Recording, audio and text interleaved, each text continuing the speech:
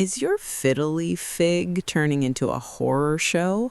It usually starts with ugly brown spots spreading right in the center of the leaves, followed by massive leaf drop. Don't panic. It's crying for help from below the soil, and we can answer it. Today, we're going underground. We will diagnose, trim, and refresh. Let's give this beauty a second chance. First, gently remove the plant from its pot. Healthy roots should be firm and creamy white, like crisp bean sprouts.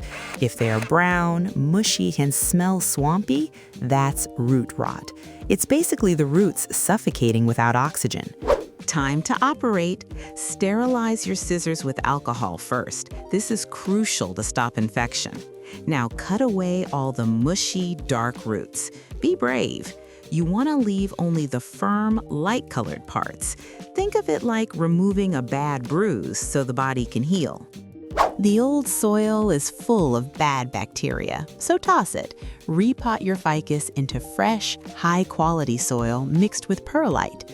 Perlite creates air pockets, allowing your roots to breathe again.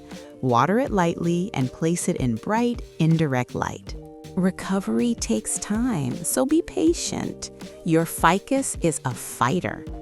Hit like if you saved a plant today and subscribe for more green tips. For anything else, you know what to do. Just leave it to me.